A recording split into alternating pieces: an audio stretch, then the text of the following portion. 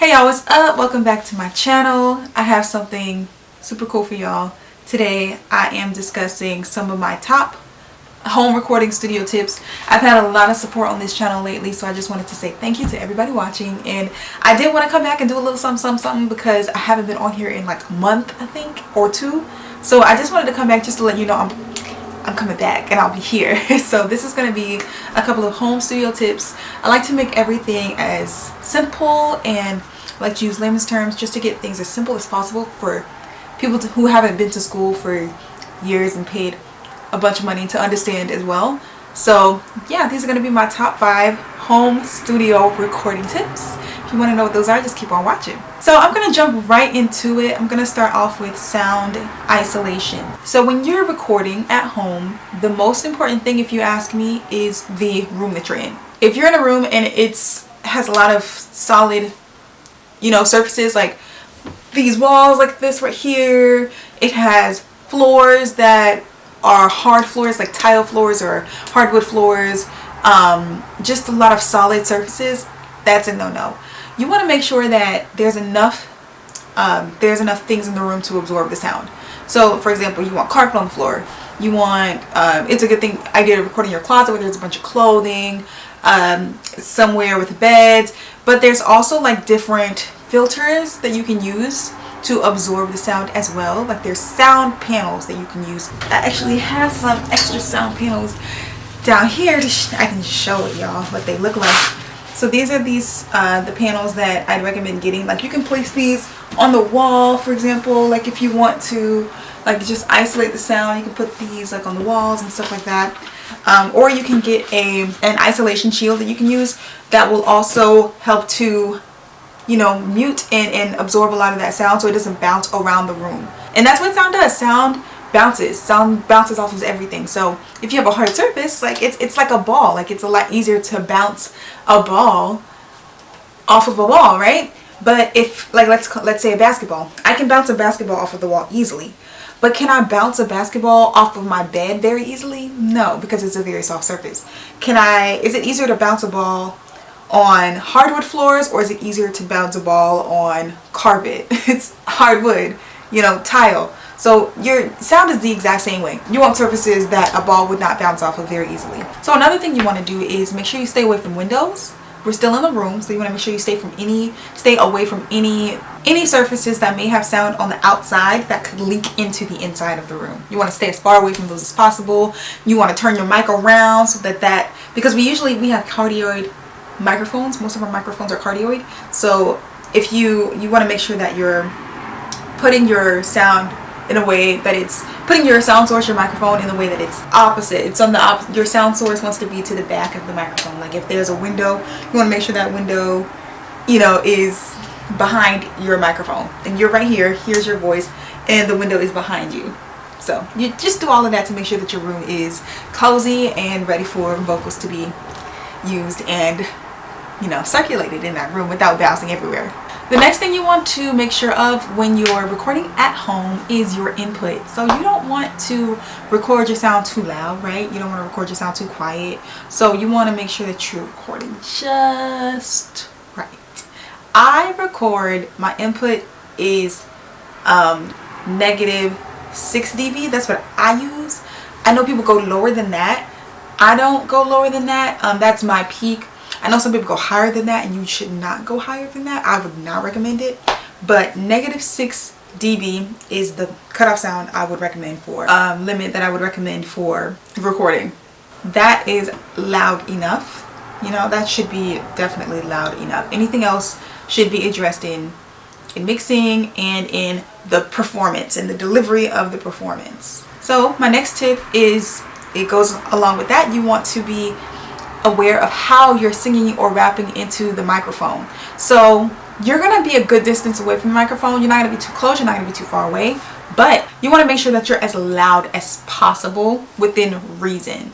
And personally, like, I'm someone who's honestly a bit soft-spoken. Like even in these videos, I project as much as I can, but I'm honestly on the more soft-spoken side. So even me, like, I try to do my best to be as loud as possible, because why? If you're not very loud and you're recording and they have to pick up if they have to make you louder, and you're not in the best room already, you're just gonna hear like all the room stuff. Like if the room sounds like not so good and they have to raise it up, they're gonna raise that not so good sounding room along with your vocals, along with any static that might come along with your gear not being the best. Like, so you want to make sure that you are giving the loudest performance that you can reasonably and possibly give. And also that comes along with something else, because I think when it comes to loudness, we think, okay, I need to be loud, so I need to be super close to the microphone.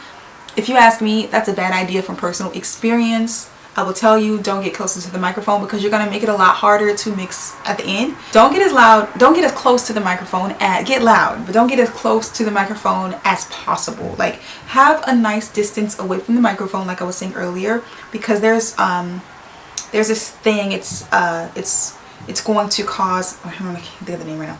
You're going to sound really muddy, and you're going to sound really, it's going to bring out the deepness in your voice. It's the proximity effect, where the closer you get to the microphone, the muddier and the deeper the quality of the sound. We don't want that. So you want to stay as far away reasonably as possible. Don't get too far, but just don't get super close. And that's why it's good to have a pop filter, just to create that barrier between your voice, and the microphone. So there's that pop filter that's in between. So my next tip is to invest in quality audio cables, whether that is your microphone cable, whether that's your FireWire cables, MIDI cables.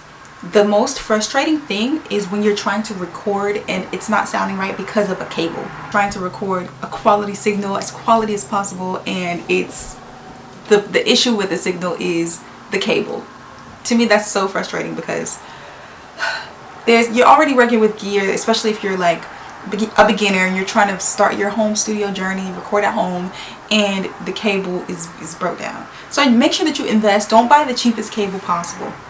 That's one thing. Like, you can buy as inexpensive of a microphone and of an interface, and record in Audacity. I have a video with all the littlest thing you need to record, like the most basic things you need to record. You can have all of the basics, but I would very highly recommend investing in good quality audio cables, just because there's different things. Like, I have been here. This is what will happen to you if you don't. Because of the cable into your microphone, static will happen, clicks and pops will happen.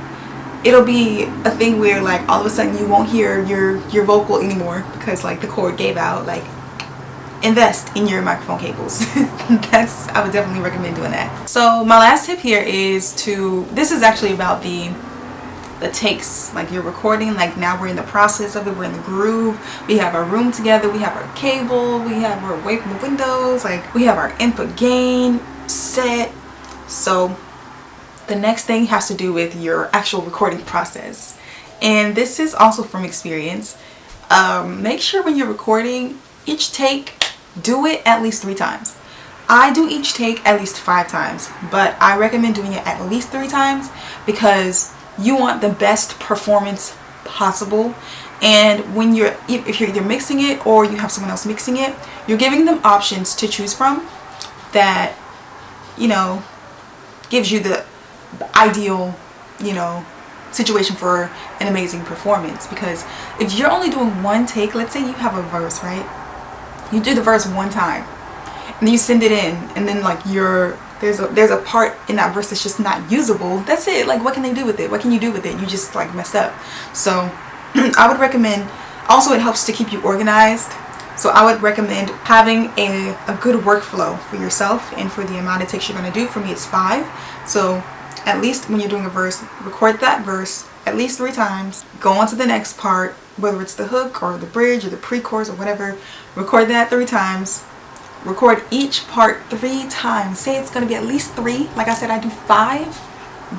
I think 7 is max. It's a lot. That is a lot.